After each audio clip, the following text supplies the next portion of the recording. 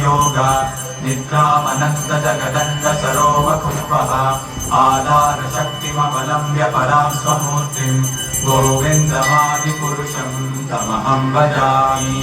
यस्यैकनिश्वसितकालमतावलम्ब्य जीवन्ति लोमविलजा जगदण्डनादाः विष्णोर्महान् सैह यस्य कलाविशेषो गोविन्दमादिपुरुषं तमहं भजामि।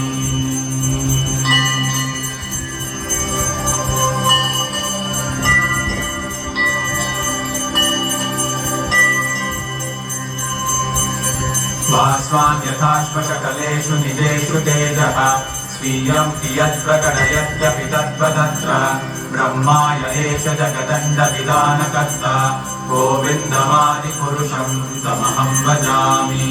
यत्पादपल्लवयुगं विनिधाय कुम्भ द्वन्द्वे प्रणामसमये स गणाधिराजः विघ्नान् विहन्तुमलमस्य जगत्त्रयस्य गोविन्दमादिपुरुषं तमहं भजामि।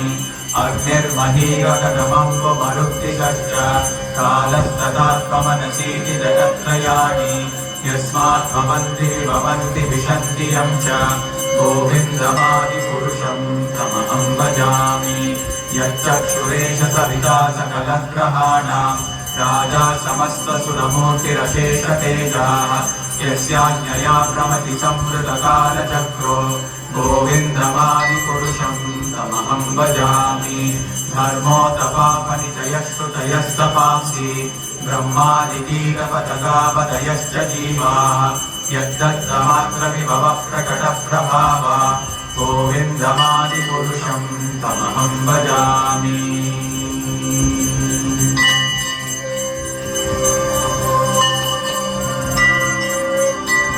तथैव सम्प्राप्य रूपमहिमासनयानभूषाः सूक्तैर्यमेव निगमप्रतितैस्तुवन्ति गोविन्दमादिपुरुषं तमहं भजामि। आनन्दचिन्मयरसप्रतिभाविताभिः ताभिर्य एव निजरूपतया कलाभिः गोलोक एव निवसस्य किलात्मभूतो गोविन्दमादिपुरुषं तमहं भजामि।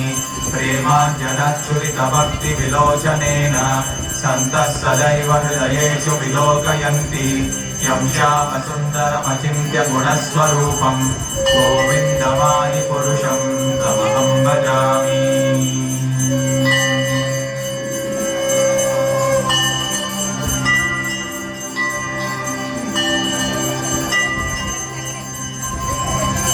रामादिमूर्तिषु कलानियमेन तिष्ठन् नानावतारमकरोत् भुवनेषु किन्तु कृष्णः स्वयं समभवत् परमः पुमान्यो गोविन्दमादिपुरुषं तमहं भजामि यस्य